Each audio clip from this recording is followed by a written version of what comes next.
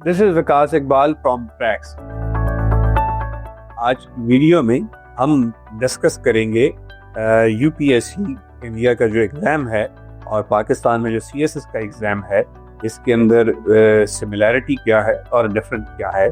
हमने पिछले दिनों एक वीडियो की थी 12th फेल, जो समहाउ कनेक्टेड थी इसी एग्ज़ाम के एक मोटिवेशनल स्टोरी के साथ। तो आज हम एग्ज़ाम पे बात करेंगे। उसकी वजह यह है कि पाकिस्तान में रिसेंटली सीएसएस 2025 का एग्ज़ाम एंड हुआ है और पाकिस्तान और इंडिया दोनों ही ब्रिटिश एडमिनिस्ट्रेटिव कॉलोनियल स्ट्रक्चर का हिस्सा रहे हैं और ये जो सिविल सर्विस का सिस्टम है और इसमें जो एग्ज़ाम का इंडक्शन है ये एक्चुअली ब्रिटिश लेगेसी है। बट अब ये कैसे चल रहा है, तो इस पे बात करने के लिए मेरे साथ मौजूद है डॉक्टर मंसूर सर। कैसे हैं आप? ठीक हैं जी विकास, बिल्कुल ठीक ठाक। आप सुनाएं, सब ठीक है? जी सर, अलग sugar, I am good. Sir आप ये बताएं, आपको मतलब you have been part of civil service, you have passed through all the walk from all stages of civil service exam, pre induction and post induction. तो आप बता दें कि किस तरीके हमारे जो यूपीएससी का एग्जाम है इंडिया में वो और जो सीएसएस का एग्जाम है पीएससी लेता है पाकिस्तान में, इसको आप किस तरह से देखेंगे, कंपेयर कैसे करेंगे? और बल्कि कंपेयर की तरफ हम बाद में जाएंगे। आप पहले बताएंगे क्या ये नर्व ब्रेकिंग एग्जाम है दोनों साइड पे? मतलब ये इसको कहा जाता है कि इट्स एग्जाम ऑफ नर्व, कितना आप प्रेशर ले सकते हैं, इज दैट ट्रू? जी विकास, आई थिंक कि ये जो आपने बात की है नर्व रैकिंग होना या नर्व ब्रेकिंग होना एग्जाम का, ये जो कम्पिटिटिव एग्जाम है, ये इस एग्जाम की जो फाउंडेशन है ना, वो इसका जो बेसिक प्रेमिस है ना, वो यही है कि कैंडिडेट्स जो होते हैं उनकी जो परसिवेरेंस, जैसे उस मूवी में हमने देखा कि वो तो होती है, मैटर करती है, लेकिन वो नर्व्स में कितने स्ट्रॉन्ग है। बिकॉज देखें, ये एग्जाम्स जो हैं ये मुख्तलिफ स्टेजेस में से इसमें से कैंडिडेट गुजरता है और अब पाकिस्तान और इंडिया में ये कंपेरेबल हैं स्टेजेस, क्योंकि इसमें एक प्रिलिमिनरी स्टेज जो इंडिया में जिसको प्रिलिम कहते हैं, वो पाकिस्तान में एमपीटी है, पहला टेस्ट जो एमसीक्यू बेस्ड है, और फिर उसके बाद आपके मेंस होते हैं यूपीएससी के अंदर इंडिया में। पाकिस्तान में वो रिटन एग्जाम होता है और फिर इंडिया में पर्सनैलिटी टेस्ट या इंटरव्यू होता है थर्ड स्टेज, और पाकिस्तान में वाइवा या इंटरव्यू जिसको कहते हैं वो है। तो आपने जो सवाल किया ना नर्व ब्रेकिंग, ये बिल्कुल, क्योंकि देखें इस एग्ज़ाम इतना एग्जॉस्टिव एग्ज़ाम है ये। एक तो स्टेजेस अपनी जगह आपको आपके नर्व्स का टेस्ट करती रहती हैं, और दूसरा जो प्रेपरेशन है वो इतनी मतलब ब्रॉड है, इतनी बड़ी है उसका कैनवस, कि वो ह्यूमनली तो पॉसिबल नहीं है। अब इंसान चैट जीपीटी या डीप सीक या क्वेंट 2.5 तो है नहीं कि आप उसमें जो मर्जी वो उधर से क्वेश्चन आएगा वो ब्रेन प्रोसेस करेगा और ब्रेन उसको चर्न आउट कर देगा और कैंडिडेट लिख देगा। तो कैंडिडेट को बहुत सारी जगहों पे सवाल नहीं आते और वो उसको कैसे अपनी नर्व्स को कंपोज रखता है, अपनी नर्व्स को ऐसी स्टेज में नहीं जाने देता कि जहां वो पैनिक करना शुरू हो जाए और वो अगले जो सवाल आते हैं उनको भी ख़राब कर दे। तो नर्व्स का टेस्ट नॉलेज का अपनी जगह बिल्कुल है, लेकिन मेरा ये ख्याल है पर्सनली, मैं भी स्टेज से गुजरा हूँ, इस एग्ज़ाम की प्रोसेस से गुजरा हूँ, जो सिलेक्शन से पहले वाला एग्ज़ाम का ये 3 स्टेजेस है वो गुजरा हूँ, उसके बाद सिलेक्शन के बाद भी बहुत सारे ऐसे मराहिल हैं, बहुत सारी ट्रेनिंग्स हैं, बहुत सारे टेस्ट हैं जिनमें से हमें गुजरना पड़ता है। तो उनमें नॉलेज तो खैर कभी भी कंप्लीट नहीं हुई किसी की भी। इवन जो टॉपर्स हैं वो भी ये क्लेम नहीं कर सकते कि वो नॉलेज वाइज जो थे वो सैचुरेटेड हो चुके थे, या उन्होंने अटेम्प्ट तब दी जब वो कंप्लीटली चैट जीपीटी बन चुके थे। तो that's not possible, right? So nerves का टेस्ट ये वाकई है और इसमें प्रेशर लेना जो है वो इंसान को आना चाहिए। सर चलिए, ये तो आपने क्लियर कर दिया, इट्स अ प्रेशर गेन। लेकिन अब आप बताएं कि जैसा कि मैंने शुरू में कहा था कि ब्रिटिश लेगेसी है ये सिविल सर्विस का सारा सिस्टम हमारे पास भी है, इंडिया के पास। तो अब यूपीएससी और एफपीएससी का कंडक्ट या हुआ सीएसएस के एग्जाम में आपको सिमिलैरिटीज क्या नजर आती है और डिफरेंसेस क्या हैं? अगर आप ये थोड़ा सा बता सकें हमारे लिए। अच्छा, मैं पहले थोड़ा सा ना प्रोसेस एक्सप्लेन कर देता हूँ कि जो यूपीएससी यानी कि union public service commission of India है, वो जो CSE लेता है, जिसको सिविल सर्विसेज एग्जामिनेशंस कहा जाता है, उसका क्या प्रोसेस है, और इसी तरह FPSC जो फेडरल पब्लिक सर्विस कमीशन है, और वो जो CSS जैसे सेंट्रल सुपीरियर सर्विसेज कहा जाता है, उसका एग्जाम कैसे लगेगा। देखिए, पहले तो नॉमेनक्लेचर ही फर्क है। वहां पे सिविल सर्विसेज एग्जाम कह रहे हैं, यहाँ पे सेंट्रल सुपीरियर सर्विसेज कह रहे हैं। पाकिस्तान का जो नॉमेनक्लेचर है वो थोड़ा सा इसके अंदर, इस एग्जाम के तहत जो सिलेक्ट हो रहे हैं लोग, उनको शायद थोड़ा सा एक सुपीरियरिटी कॉम्प्लेक्स दे रहा है nomenclature wise, central superior services. लेकिन इंडिया में इसको हम UPSC में CSC सिविल सर्विसेज एग्जामिनेशन कहते हैं। तो उनका माइंड जो है वो थोड़ा सिविल सर्वेंट के तौर पे सिविल सर्विस, हालांकि पाकिस्तान में भी हम अपने आप को सिविल सर्वेंट्स ही कहते हैं, लेकिन वो जो नॉमेनक्लेचर है उसका थोड़ा इन्फ्लुएंस या इम्पैक्ट जो हो सकता है वो बताने की कोशिश कर रहा हूँ। खैर, एनीवेज, ये तो नॉमेनक्लेचर होगी। लेकिन अब हम आते हैं इसकी स्टेजेस पे। जो UPSC का एग्जाम है उसकी जो पहली स्टेज है उसको प्रीलिम्स कहते हैं या प्रिलिमिनरी एग्जामिनेशन कहते हैं, और पाकिस्तान में उसको MPT कहते हैं। और ये जो प्रीलिम्स हैं ये MCQs हैं। MPT भी जो है, जो प्रिलिमिनरी टेस्ट है पाकिस्तान में, मल्टीपल चॉइस बेस्ड जो है, वो भी MCQs बेस्ड है, ये भी MCQs है। यहाँ पे जो इंडिया का जो एग्जाम है उसमें 2 ऑब्जेक्टिव टाइप पेपर्स आते हैं।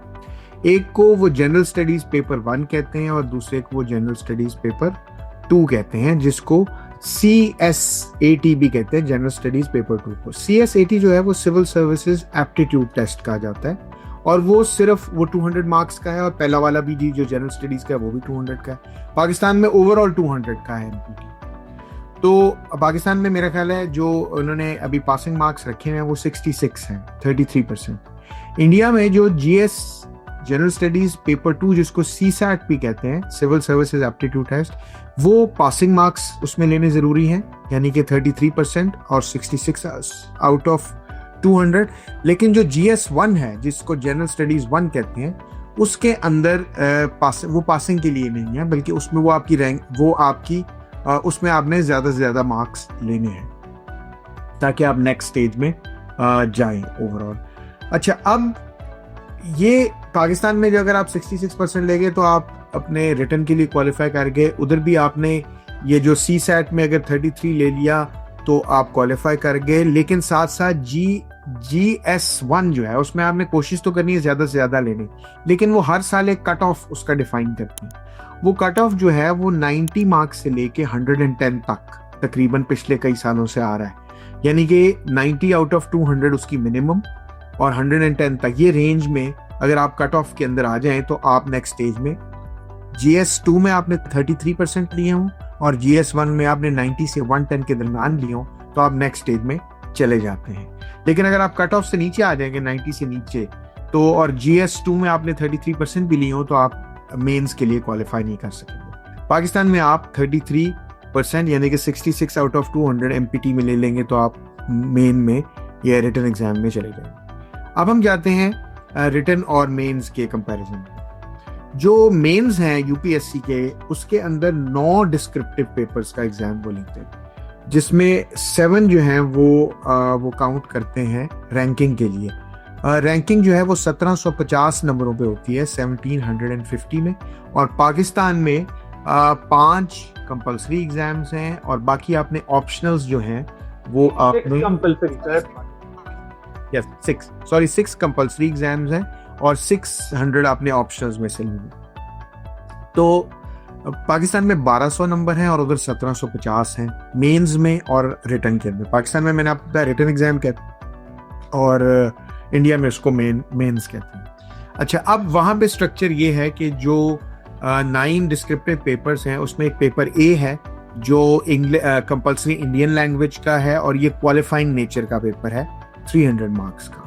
दूसरा जो पेपर B है वो इंग्लिश का है और ये भी क्वालिफाइंग नेचर का है 300 मार्क्स का। फिर एस्से है जो काउंट होगा आपका 250 मार्क्स का, जो मैंने आपको बताया ना 7 पेपर जो है वो आपके मेरिट रैंकिंग के लिए काउंट होंगे। बाकी जो 2 पेपर है, पेपर A और पेपर B, ये क्वालिफाइंग नेचर के रखे हुए हैं उन्होंने मेंस के अंदर भी कि इनमें पास होना जरूरी है क्वालिफाई करना। और फिर एस्से है 250 मार्क्स का। उसके बाद जनरल स्टडीज 1, 2, 3 और 4, ये 4 पेपर्स हैं। ये 250 मार्क्स ईच के हैं। और फिर ऑप्शनल सब्जेक्ट्स पेपर 1 और 2 250 मार्क्स ईच के हैं।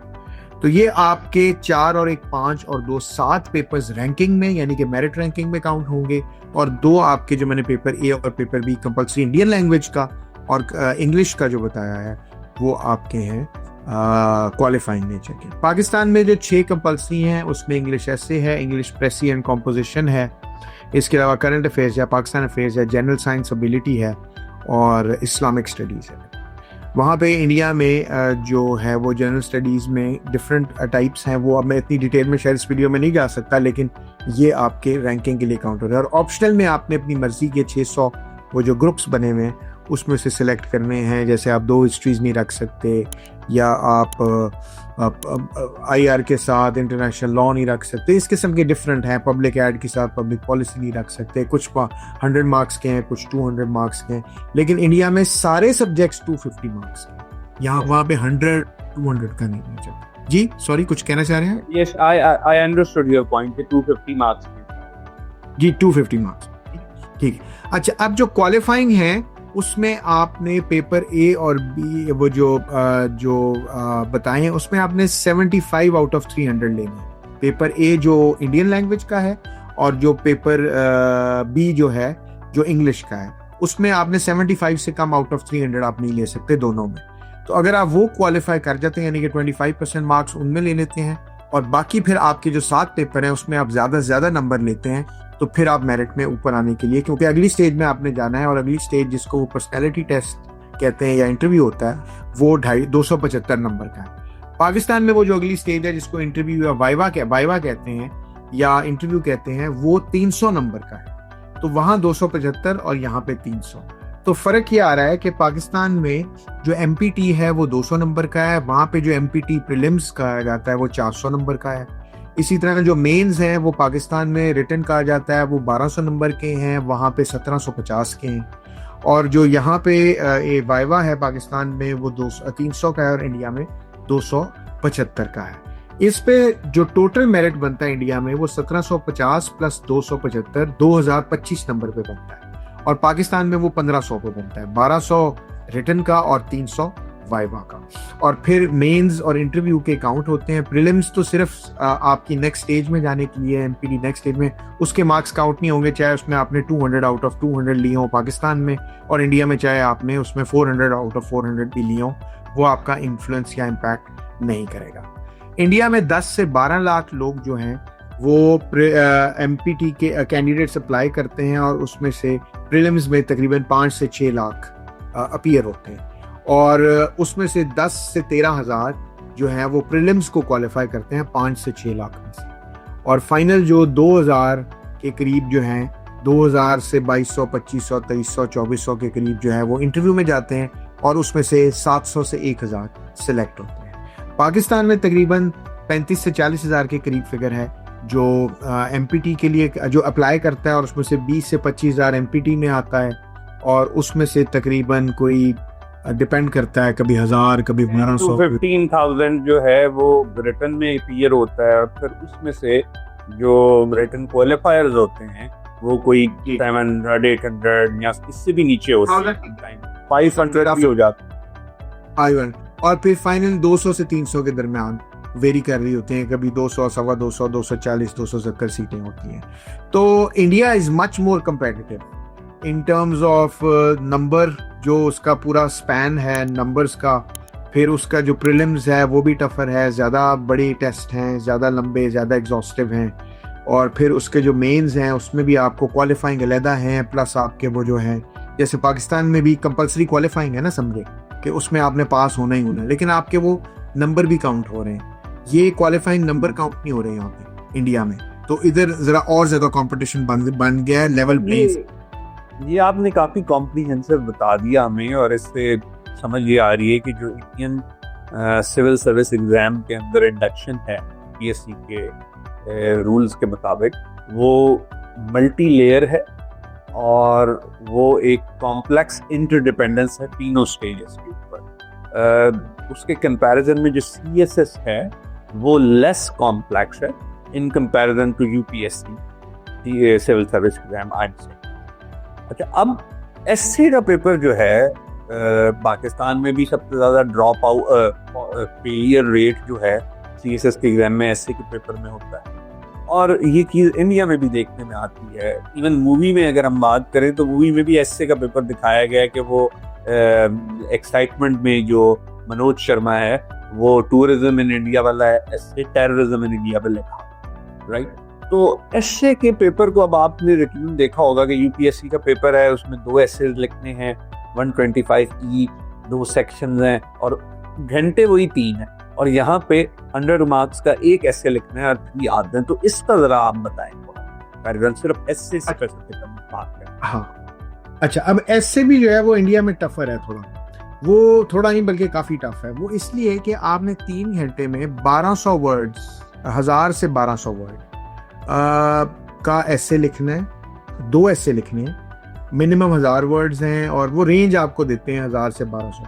पाकिस्तान में 2500 से 3000 वो देते हैं, तो पाकिस्तान में वर्ड्स वाइज तो शायद वो ज्यादा थोड़ा सा, क्योंकि अगर वो दोनों ऐसे भी आप 1200 वर्ड के इंडिया में लिखें तो 2400 वर्ड्स बनेंगे। पाकिस्तान में 2500 वर्ड लोअर लिमिट है और 3000 वर्ड तक अपर लिमिट की भी है। लेकिन पाकिस्तान में जो रेंज है ना, आपके पास जो चॉइस है वो ज्यादा बड़ी है। पाकिस्तान में 12 एसेज वो आपके सामने आपको देते हैं, 10 एसेज देते हैं, सॉरी। उन 10 एसेज में से एक आपने सेलेक्ट करना है, उसमें लिटरेरी भी हैं, फिलोसॉफिकल भी हैं, करंट अफेयर्स के भी हैं, वर्ल्ड अफेयर्स के भी हैं, मुख्तलिफ हैं। तो आपके पास ज्यादा स्पेस है सिलेक्शन की। इंडिया ऐसा नहीं है।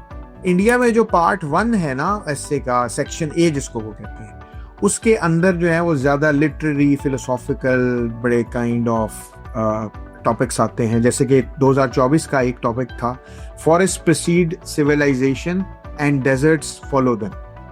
इसी तरह एक टॉपिक और था, there is no path to happiness, happiness is the path. ये अब आपके पास इस तरह के ऐसे हैं, इस तरह के ऐसों में से, इस तरह के ऐसेज में से आपने एक ऐसे लिखना है, और चॉइस सिर्फ 25% की है। यानी कि 4 ऐसेज वो आपको देंगे इस सेक्शन में, उसमें से एक आपने चूज करना है और आपने 1000 से 1200 वर्ड लिखने पड़ने हैं आपको उसके। यहाँ पे आपकी चॉइस कम आ गई तो आपके ऊपर प्रेशर कंपेटिटिव ज्यादा, एक तो नंबर ऑफ कैंडिडेट्स भी ज्यादा, ऊपर से आप पे इस किस्म का प्रेशर भी कि आपने एक एरिया के अंदर से ऐसे लेना ही लेना है। फिर सेक्शन जो बी है इसका, उसमें चलें आप कह लेंगे इंटरनेशनल अफेयर्स, करंट अफेयर्स या इस किस्म के कोई टॉपिक्स भी आ जाते हैं। जैसे इस साल 2024 में लास्ट ईयर जो ऐसे आया है सेक्शन बी में, उसमें एक था, social media is triggering fear of missing out amongst the youth, precipitating depression and loneliness। ये अब आपने लिखा। इसी तरह all ideas having large consequences are always simple। ये थोड़े से lesser philosophical हैं, लेकिन इनमें भी philosophical touch है। इसमें से भी आपने 4 में से एक सेलेक्ट करना है। तो एक तो 2 एसेज लिखना, फिर आपको एकदम शिफ्ट करना 2 एसेज के दरमियान 3 घंटे के अंदर अंदर, it's not very easy, it's very difficult. इधर तो आपने एक ही ऐसे लिखना ना 3 घंटे में, आप अपनी थॉट्स को पहले आधे घंटे में सीधा कर लेंगे, फिर 2.5 घंटे आप लिखेंगे। उधर आपके पास 1.5 घंटा एक ऐसे लिखने के लिए, पहले आपने एक ऐसे को चूज किया, उसकी थॉट्स को सीधा किया, लिखा, उसके बाद दूसरे ऐसे को चूज किया, फिर उसकी थॉट्स सोची। वो डिफरेंट ऐसे हो सकता है बिल्कुल, और है बल्कि, तो वो ज्यादा चैलेंजिंग है।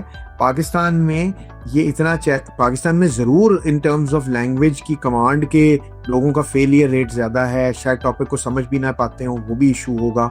लेकिन इंडिया में मेरा ख्याल है कि ज्यादा बड़ा चैलेंज है टॉपिक को समझना, फिर अपनी थॉट्स को सीधा करना, और फिर उस ऐसे को लिखना, और 3 घंटे के अंदर 2 जगहों में शिफ्ट करना। It is much more challenging than Pakistani essay. To switch of mind for 2 different piece of writing which is called essay, that is quite challenging. तो इसमें आपकी बात से मुझे समझ ये आया है कि आई थिंक देखिए इंडिया की पॉपुलेशन भी ह्यूज है। जो आपने शुरू में कुछ स्टैट्स भी दिए थे कि कितने लाख लोग जो हैं प्रीलिम्स में आते हैं, फिर मेंस में आते हैं एंड सो ऑन, और फाइनल जो उनका देखिए इंडिया की पॉपुलेशन पाकिस्तान से 7 गुना है, तो पाकिस्तान में प्रीलिम्स में अगर 20,000 लोग आते हैं या 25,000 आते हैं, तो इंडिया में 1,40,000 या 1,50,000 आने चाहिए। 50% से आ रहे हैं, 3 लाख के करीब आ रहे हैं। तो इंडिया में तो फिर कंपटीशन ज्यादा हुआ ना। ऑब्वियसली कंपटीशन भी ज्यादा है, और उनको फिल्टर भी लगाना है, क्योंकि उनके लिए फिर मसला होगा कि अगर वो जितनी ज्यादा हर स्टेज पे इंडक्शन करेंगे तो फिर फाइनल सिलेक्शन जो है वो ज्यादा चैलेंजिंग और प्रॉब्लमेटिक हो जाएगा। राइट, चलिए sir, thank you so much. शायद ये पहली कोई वीडियो है पाकिस्तान में जो कि यूपीएससी और सीएसएस के एग्ज़ाम के कंपैरिजन पर बनी। हम चाहेंगे कि हमारे व्यूअर्स जो हैं वो हमें फीडबैक दें, और हम उन्हें ये वीडियो पसंद आती तो हम इस तरह की और वीडियोज़ उनके लिए लेके आएंगे। Till next time, take care.